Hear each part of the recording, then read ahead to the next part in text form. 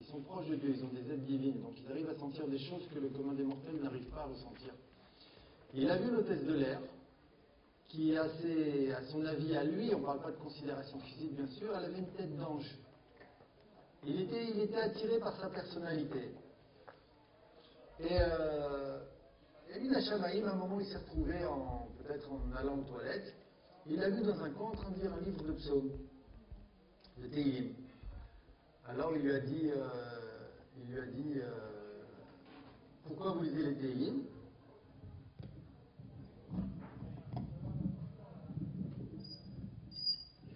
Pas que ça cache mon niveau.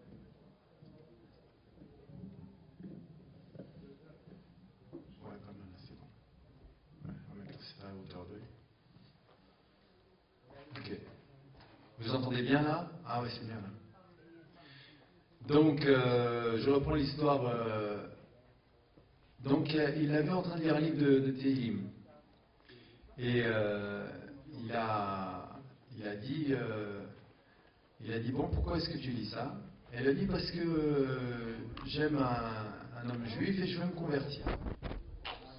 Et je veux me convertir pour lui, mais sincèrement, pas que par amour. Ça me parle énormément, il est juif, mais c'est plus que lui que j'aime, c'est tout ensemble. Lui et le judaïsme, je suis prête à me convertir et aller sincèrement avec la loi des juifs. Il dit, alors, écoute, bonne chance. Elle dit, non, justement, j'ai un problème. Okay, ça sert à rien parce que ses parents, ils veulent pas entendre. Ils veulent pas entendre parler de moi. Pour eux, donc je suis une Goya et eux, ils ont dit, non, il est hors de question que tu épouses une Goya. Voilà ce qu'ils ont dit à leur fils. Bon, alors je fais des psaumes en espérant que les choses vont changer, mais j'ai plus d'espoir, à vrai dire. Il dit, écoute, donne-moi le numéro de téléphone de leurs parents. Il a pris le numéro de téléphone des parents et par la suite, il leur a téléphoné. Et dès qu'il leur a téléphoné, alors les parents ils lui ont dit, hors de question, mon fils n'épousera pas une Goya. Nous, on a connu la Deuxième Guerre mondiale avec tout ce que ça implique. Il est hors de question que notre fils épouse une Goya. Okay. Et il a raccroché au nez. Bon. Alors il a entendu ça et il a rappelé la fille. Il avait pris son numéro aussi. Okay. Et il lui a dit, je peux parler à tes parents? Elle a dit oui. Et il a commencé à parler à ses parents. Il dit alors, qu'est-ce que vous pensez du fait que votre fille veuille se convertir? Il fait, ouais, notre fille, c'est pas possible. Comment est-ce qu'elle peut être attirée par le judaïsme? On est athée, nous on croit en rien, on ne veut rien savoir. Qu'est-ce que c'est que cette stupidité? Et en même temps qu'il leur parle, il a ressenti qu'il y avait quelque chose de pas normal dans leur agressivité. Alors il dit, mais pourquoi vous dites ça? Et pourquoi... Et il est poussé jusqu'au bout à tel point que le père, il s'énerve tellement qu'il dit, oui, de toute façon, je vais vous dire, on ne croit pas parce que nous-mêmes, nous sommes juifs. Et donc, on veut pas, on a tout fait pour faire oublier ça à nos enfants. Okay, on ne veut pas, on est juifs, on a connu nous aussi les affres de la Seconde Guerre mondiale, et on ne veut pas du tout, on va avoir aucun rapport avec le judaïsme. Voilà, puisque vous voulez que je le dise. On n'a jamais dit à nos enfants qu'on était juifs. Donc là, il ne savait pas qu'elle était juive. Alors il a rappelé la famille du fils. Il dit, c'est encore moi, excusez-moi, qu'est-ce qui se passe si... donc vous ne voulez pas que votre fils épouse une non-juive? Il fait non. Il fait, et si elle était juive? Il fait, si elle était juive, bien sûr, on n'a pas de problème, nous. Il dit, sachez qu'elle est juive. Et donc il a fait la rencontre entre les parents. Et le comble du miracle, c'est que les deux pères se connaissaient avant la guerre. Ils avaient étudié dans la même yeshiva. Et non seulement ça, mais ils s'étaient promis que s'ils avaient des enfants, ils les marieraient ensemble. Et c'est ce qui s'est passé, Baruch Hashem. Autre histoire, c'est l'histoire de quelqu'un qui avait aussi connu les affres de la Seconde Guerre mondiale, et il avait pris la décision que, puisqu'on a voulu nous exterminer parce qu'on était juifs, okay, je n'oublierai jamais, moi et ma famille, jamais nous n'oublierons le judaïsme, nous serons toujours attachés au judaïsme, pour montrer qu'ils n'ont pas réussi. Bon. Donc il a été en Amérique, il s'appelait Adam Riklis, il a été en Amérique, et en Amérique il a eu un enfant, un garçon, David. Et ce David-là, il l'a mis dans les écoles juives. Ce qu'il ne savait pas, hein, c'est qu'en Amérique, l'éducation juive, elle est un petit peu spéciale, parce qu'elle est très mélangée aux valeurs, en valeurs culturelles occidentales. Donc, vous savez que le judaïsme, quand on ne le vit pas à fond, quand c'est mélangé, alors il est un peu dénaturé. Et la vérité vraie, c'est que si la Torah, ça devient une matière comme l'histoire et la géographie, à la fin du compte, ça n'a pas la valeur que ça devrait avoir aux yeux des enfants. Et les enfants, naturellement, sans penser à mal, ils mettent ça de côté. Et c'est ce qui s'est passé avec son propre fils, qui petit à petit a commencé à s'éloigner, à se désolidariser du message du judaïsme. Mais sans le dire à son père, parce qu'il voyait que son père c'était important pour lui. Malgré tout, il a commencé à grandir, l'adolescence, et un jour il a été dire à son père, il dit papa, tu sais, j'ai un copain, on veut partir là-bas dans le Tibet, Katmandou, les régions indiennes. Son père, il n'a pas vu le mal, il a dit ok mon fils, il y en a, je de voyager, juste fais attention là-bas, etc. Vas-y pars. Ce qu'il ne savait pas, c'est que le copain en question, lui, il était attiré par le grand frisson spirituel hindou, idolâtre, et c'est là qu'il a emmené son fils. Et Béhémet, il a amené son fils, et il l'a amené dans des endroits où il y avait des choses spéciales, des choses attirantes, il ne faut pas le nier. Okay. Donc, il l'a attiré là-bas, et le fils, ça lui a plu. Ça lui a plu. Donc, quand il est revenu, il avait changé déjà. Il avait moins d'attirance, encore moins d'attirance pour la Torah et les mitzvot, mais plus du tout. Et le père, il a senti ça parce que même le Shabbat, il faisait plus. Et le père l'a surpris. Il lui dit mais qu'est-ce que tu fais, mon fils? Il fait écoute, papa, laisse-moi tranquille un peu avec ta religion. Et pour le père, c'était comme si toute sa vie, elle avait été foutue en l'air, parce que lui, justement, il avait traversé ce qu'il avait traversé, qu'il voulait absolument dire non, le judaïsme existe et il est éternel. Et donc quand son fils a fait ça, il a dit c'est pas possible. Il a vu rouge. Il a dit mais tu peux pas faire ça. Mais ça va pas ou quoi? Il dit non papa, tu m'ennuies avec, je veux pas de ton judaïsme. Il fait tu veux pas de mon judaïsme? Si tu veux plus de mon judaïsme, t'es plus mon fils. Il fait bah ça tombe bien, parce que tu m'as saoulé avec ton judaïsme. Moi non plus je veux plus de toi. Et il est parti. Il est parti. Et première chose qu'il a faite, il a dit ben hop, on retourne là-bas. Il est retourné là-bas, même pour un long voyage, cette fois-ci. Il avait prévu de partir une année. Et donc, il est là-bas. Et là-bas, dans le cadre de ces pérégrinations, des gourous et des idoles et des grands frissons, il rencontre une fille qui lui plaît. Et elle aussi, comme lui, elle était juive. Et elle aussi, elle était complètement dégoûtée, entre guillemets, de la Torah. Elle n'en voulait pas. Et donc ils se sont retrouvés sur ce terrain commun, et ils ne se sont plus, et ils sont devenus fiancés. Et donc ils ont décidé de faire les voyages ensemble. Mais ils se sont promis, ils se sont jurés, okay, l'opium du peuple, la religion, ça suffit, okay, on ne veut plus de ça, okay, toi et moi, on se promet que jamais on retournera vers ces valeurs traditionnalistes. Et donc c'est ce qui s'est passé. Ils ont passé du chemin ensemble, et un beau jour, alors qu'ils étaient à Bombay, si je ne me trompe pas, le David en question, il est dans un endroit, et quelqu'un lui tape dans le dos, il se retourne, et il voit un copain de classe de son école juive, qui lui était en vacances là-bas. David, John, ils s'embrassent, qu'est-ce que tu fais là? Ça fait plaisir de te voir, où tu es passé, on t'a pas vu depuis longtemps, je suis tellement content, et ils passent un moment ensemble. Et à un moment, le John en question, le copain, il lui dit tu sais David, je voulais dire que j'étais désolé, j'étais vraiment désolé pour ton père. Il fait quoi, t'es désolé? De quoi t'es désolé? Je fais ben bon, tu sais, je ne sais pas, qu'est-ce qu'il a mon père? Je fais quoi, t'es pas au courant? Je fais non, qu'est-ce qu'il a mon père? Je fais ben ton père, il a quitté ce monde. Je fais quoi?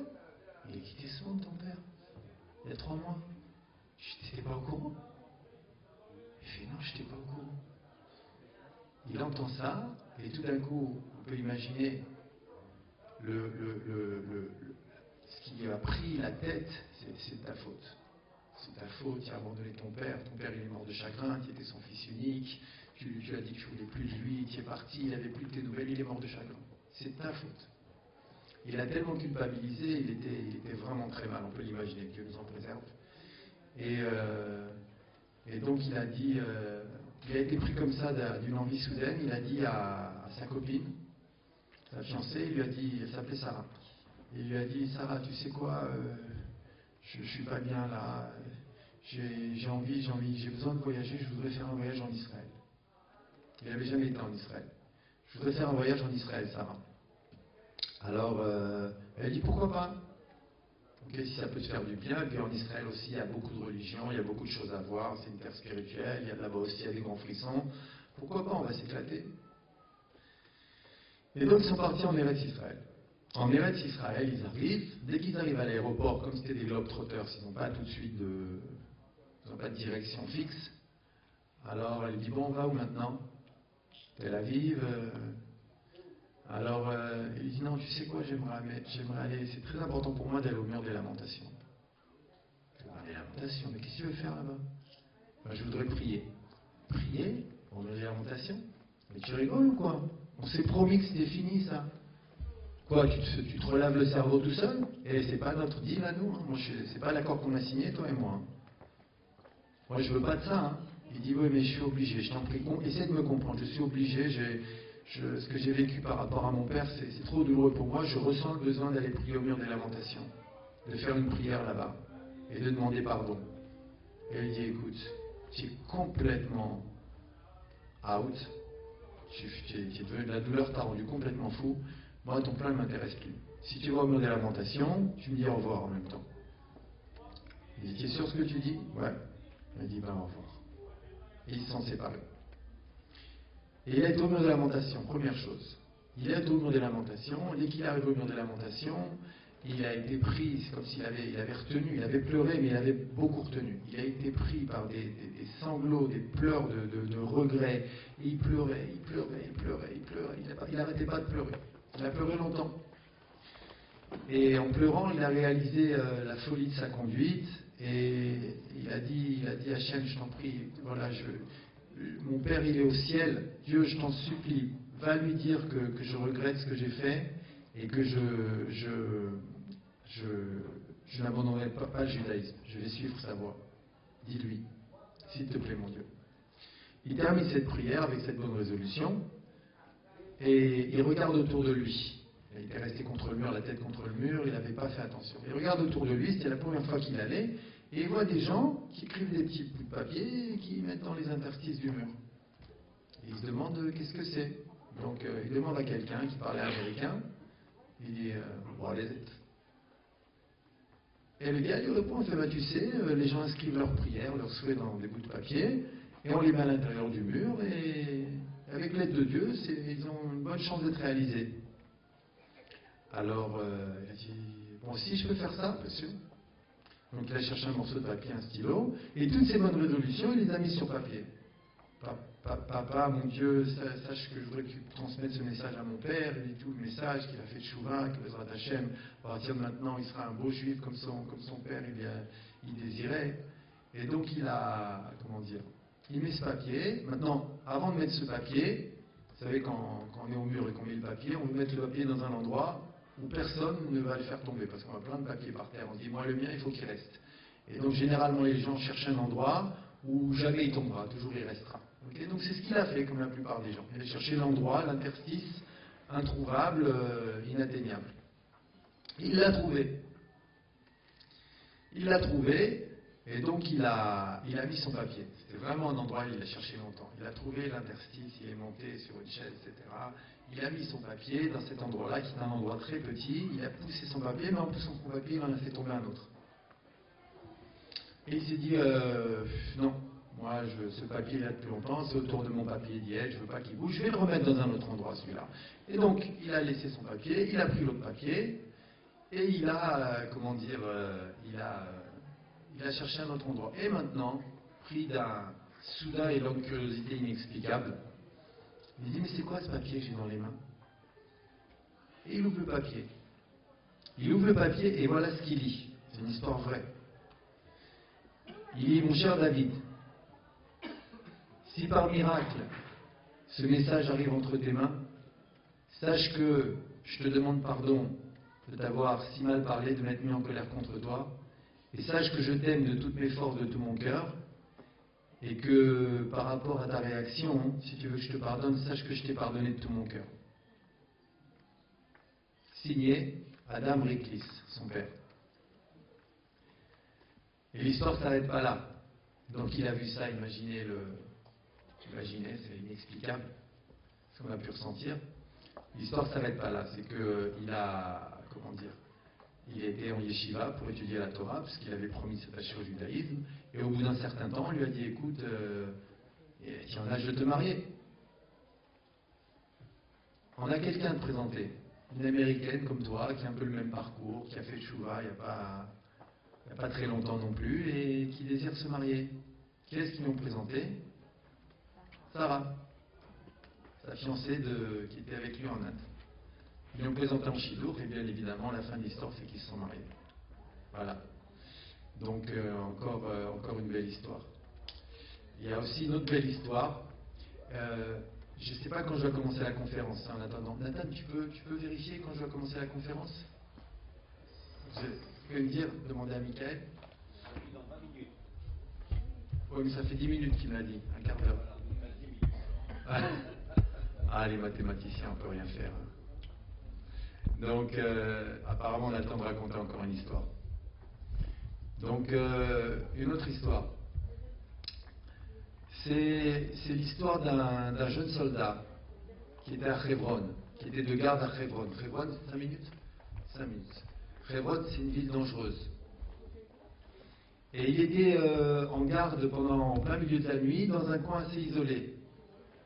Et ce coin assez isolé,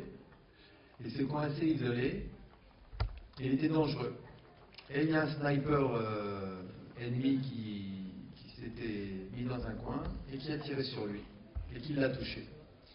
Maintenant, comme il était éloigné, ça n'a pas été entendu ce tir. Et donc il était là, le soldat, il était en train de perdre son sang, il était blessé, très gravement blessé, il était en train de perdre son sang. Il est en train de perdre son sang, et au même moment, dans la caserne, là où les soldats dorment, il y a un soldat qui se réveille, et qui dit quelque chose qui ne va pas. Je vais aller faire un tour. Un jeune comme lui.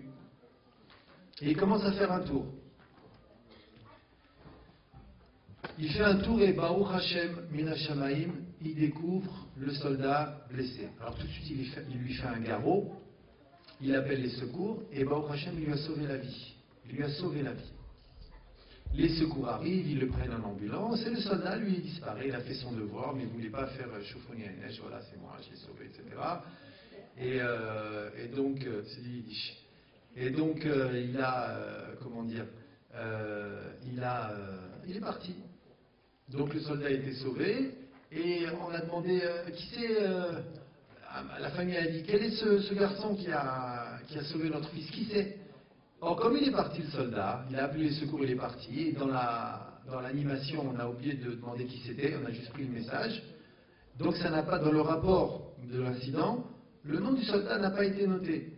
Donc on ne pouvait pas la répondre, on ne sait pas qui c'est. Israël, c'est un petit pays, et c'est une grande famille. Okay. On est tous une famille en Israël, Bezrat Hashem. Ça veut dire que les gens dans la rue, c'est notre famille. Et la mère du soldat qui a été sauvé, elle avait une pharmacie, et elle a mis une affiche sur sa pharmacie, il dit voilà, telle date, à tel endroit, mon fils a été sauvé par un soldat, si vous avez entendu parler de ce soldat, faites-le nous savoir, on voudrait le remercier, en donnant beaucoup de détails, des photos, etc. Et au bout d'un certain temps, il y a une femme qui rentre. Et elle dit, vous savez, mon fils, il était à Hebron effectivement à cette période-là, et il m'a dit qu'il était content parce qu'il avait contribué à sauver la vie d'un soldat. C'est peut-être cette histoire, je vais l'appeler, je vais lui demander. Elle appelle son fils, elle dit, mon fils, voilà, telle date, etc. Est-ce que c'était cette date-là? Est-ce que ça s'est passé comme ça, comme ça, comme ça? Il dit, oui, maman, c'est ça. Elle dit, alors mon fils, c'est quoi? Viens tout de suite parce que cette famille tient à te remercier. Alors le temps qu'il arrive, ils avaient préparé une belle séouda, etc. Ils l'ont accueilli comme un héros, etc. C'était la joie, etc. Et la mère de ce soldat qui avait sauvé l'autre soldat, elle était dans une émotion intense, plus inhabituelle, pas normale, même par rapport au fait que son fils était un héros qui avait sauvé un soldat. Elle était dans un état incroyable. Et à un moment, pendant la séouda, pendant le repas, elle demande à prendre la parole. Elle dit, j'ai quelque chose à vous dire. Elle dit, ah bon? Ok. Elle dit, voilà, je suis rentré dans la pharmacie aujourd'hui parce que je m'étais promis qu'un jour je reviendrai dans cette pharmacie. Je n'habite pas Kiryat Malachi. Je reviendrai dans cette pharmacie pour vous remercier, madame. À la pharmacienne, la mère du soldat qui avait été blessé et sauvé. Alors elle dit, me remercier, mais de quoi? Et puis je vais vous expliquer. Il y a 19 ans, j'habitais à Kiryat Malachi. Et j'avais décidé, j'étais enceinte, j'avais décidé d'avorter. Et donc, je suis rentré dans votre pharmacie, et sur mon ordonnance, j'avais donc la liste des médicaments pour l'avortement. Je suis venu les acheter chez vous. Et quand je vous avais vu que je voulais avorter, parce que vous avez reconnu les médicaments, vous m'avez parlé. Vous m'avez dit non, vous savez, il y a des organismes qui sont là pour vous aider, c'est une vie, ils vont vous aider, après vous allez le regretter toute votre vie, vous allez culpabiliser, ça se fait pas, la vie c'est sacré, je vous en prie. Vous avez parlé à mon cœur et vous m'avez dirigé vers un organisme qui m'a effectivement aidé, et j'ai décidé de garder le garçon grâce à vous, et j'étais venu pour vous remercier. Et maintenant ce garçon que j'ai décidé de garder, qui est né grâce à vous, c'est le garçon qui a sauvé votre fils. Voilà. Voilà comment. Donc, on va commencer. C'est bon?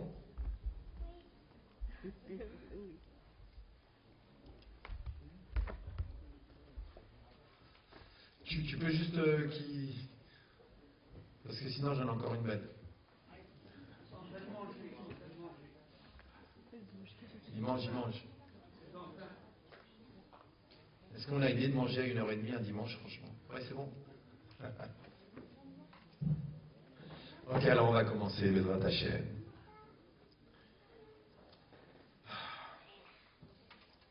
Vous avez une dernière chance de vous rapprocher. Ok, on y va.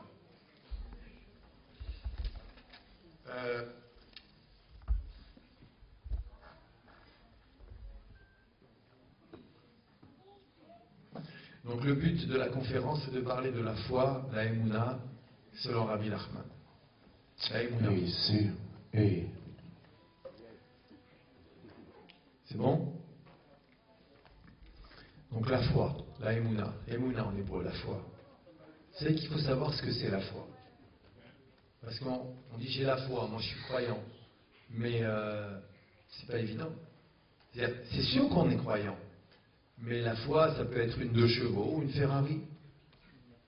Et donc, on va voir qu'il faut savoir ce que c'est la foi. Il faut savoir comment croire, en quoi il faut croire. Et donc, on va voir comment Rabbi Nachman explique la foi. Et avant d'expliquer comment Rabbi Nachman explique la foi, on va en général dans la Torah voir l'importance de la foi. D'abord, Rabbeinu disait, les gens pensent que la foi c'est une petite chose, et moi je dis que c'est une chose primordiale. Et bien, mettre la foi c'est une chose primordiale. On vient de passer la paracha des Meraglim, là, des explorateurs, et les explorateurs, ils ont fauté, à cause de ça on n'est pas rentré en Eretz Israël, il y a eu un exil de 40 ans, mais cette date-là à laquelle ils ont fauté, c'est le 9 Av, c'est-à-dire la date des 2 destructions du temple. C'est-à-dire une date qui a été annonciatrice de mauvaises nouvelles pour le peuple d'Israël. Une mauvaise date, le 9 Av, Tisha B'Av. Okay. C'est-à-dire que cette faute, c'est un shoresh, c'est une origine, c'est une source de tous les drames du peuple d'Israël, cette faute-là. Et la Torah nous dit, Dieu dit, vous n'avez pas cru en moi. On peut comprendre. Je vous ai sorti d'Égypte, il y a eu les 10 plaies, je vous ai ouvert la mer Rouge. Okay, maintenant je suis rentré en Eretz Israël parce qu'il y a des géants, mais j'ai détruit tout l'Égypte pour vous. Et vous avez peur encore. C'était une faute de Emouna. Et on va essayer de la comprendre. Et maintenant, dans la Gemara, on nous explique que les Chachamim se sont concertés pour essayer de trouver un verset qui pourrait synthétiser toute la Torah. Et ils sont tombés d'accord sur un verset dans le prophète Habakkuk qui dit « Vetzadik be'emunato yirchye ». Traduction, le tzaddik, le juste, et quand on parle du tzaddik, on ne parle pas simplement des gens d'exception, les grands saints. Quand on parle du tzaddik, on parle du juif, de chacun d'entre nous, dans son essence vitale, dans son potentiel. On est tous des gens bien, on est tous des tzaddikim. Des fois on l'exprime, plus ou moins. Des fois on l'exprime beaucoup. Quand on l'exprime beaucoup, on devient un tzaddik dans la réalité. Mais de toute façon, on est tous des gens bien. Il faut simplement le vivre et faire en sorte de pouvoir le vivre et de le devenir. C'est tout. C'est pas compliqué. En tout cas, tzaddik be'emunato yirchye, qui veut dire le juste, le juif, vivra par sa foi, c'est un verset qui synthétise toute la Torah. Voilà. Donc on voit l'importance de la foi. On pourrait croire, il y en a qui pensent que la grandeur du juif, c'est son intelligence. C'est ça. Le juif, c'est l'intelligence. C'est faux. C'est faux. C'est vrai qu'on est intelligent, au prochain. C'est vrai. On est un peuple intelligent en termes de proportion de prix Nobel et de gens qui ont fait avancer l'humanité au niveau des découvertes et de la philosophie. C'est vrai que, Baruch Hashem, on est un peuple intelligent. On pourrait même l'expliquer historiquement parce qu'on est un peuple qui a reconnu l'exil et qu'on a été obligé de se démarquer pour survivre dans un endroit qui n'était pas le nôtre. Et donc, en situation de difficulté, on est appelé à donner le meilleur de soi-même. Ça pourrait s'expliquer sociologiquement. Mais il y a d'autres raisons, en vérité. Mais ce n'est pas l'intelligence, la force du juif. Ce n'est pas non plus la richesse, même si c'est vrai qu'on est un peuple qui, en moyenne, est plutôt riche. Et ce n'est pas non plus la force. Parce que la force, la richesse et l'intelligence, c'est Dieu qui les donne. C'est Dieu qui les donne. Ça ne vient pas de toi. Il y a une chose qui vient de toi. Et c'est pour ça que ce verset synthétise toute la Torah. C'est la Emouna. Au niveau de la Emouna, on peut parler du fait que le juif, il est en connexion avec son libre arbitre. Au niveau de la foi, le juif est en connexion avec son libre arbitre. La vraie noblesse d'une personne, c'est la foi. Et donc, il faut comprendre ce que c'est la foi. Et on va pousser un petit peu plus loin la raison de cette importance qu'a la foi. Et pour ça, je vais vous lire une Gemara, le Talmud d'Avodah Zarah, le premier enseignement, la première Mishnah, qui nous dit la chose suivante.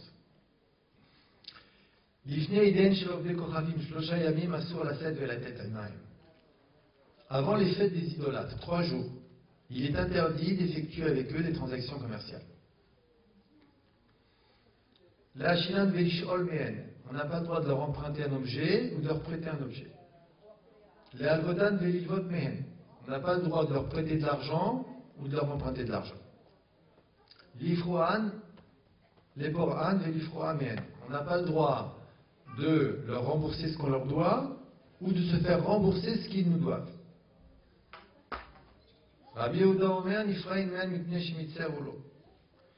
Rabbi Yehuda, il n'était pas tout à fait d'accord avec cet enseignement des sages, il avait un bémol, une nuance. Il disait non, vous savez quoi, hein, se faire rembourser par un idolâtre, ça on peut. Pourquoi? Parce que ça le fait souffrir. Amroulo, les sages, ils ont dit non, on n'est pas d'accord avec toi. Pourquoi? Même si maintenant il souffre au moment où il rembourse l'argent parce qu'il se démunit de quelque chose qu'il a dans la poche, qu'il te devait. Sa mère roulait à Harzman, après il est content malgré tout. Vous savez, quand on doit de l'argent, on dort moins bien. Une fois qu'on l'a remboursé, on dort mieux. Donc malgré tout, à la fin du compte, il disait Chachamim, il est bien. Donc je récapitule. 3 jours avant les fêtes des idolâtres. Bon, c'est des choses maintenant faites des idolâtres. On ne va pas parler d'un point de vue juridique, halachique. Okay? C'est quoi les idolâtres? C'est quoi leurs fêtes? C'est des notions qui sont moins actuelles aujourd'hui. Okay? Mais malgré tout, même si la notion est moins actuelle dans la réalité, elle reste au niveau du message qu'elle veut faire passer, elle reste actuelle. Parce que toute chose peut s'actualiser, la Torah elle est vivante. Donc on peut comprendre dans chacun des enseignements des Chachamim en quoi la chose nous concerne aujourd'hui dans notre vie quotidienne. Donc c'est ce qu'on va faire. Le message il est suivant. Donc 3 jours avant les fêtes des idolâtres, tu ne peux effectuer aucune transaction commerciale avec eux. Rien. Rien. Et Rabbi Yehuda il dit pourquoi? Il dit moi je suis pas d'accord. Ok? Se faire rembourser, ça les fait. Ils sont pas heureux quand ils nous remboursent. Ça on peut faire. Alors c'est quoi? Ça serait ça le dénominateur commun de toutes ces interdictions? Il ne faut pas qu'ils soient heureux? Il ne faut pas que l'idolâtre soit heureux? Et la raison c'est oui. Rachid nous dit la chose suivante. Il dit toutes ces raisons, Vekoulou, Mishum de Azil, le modèle à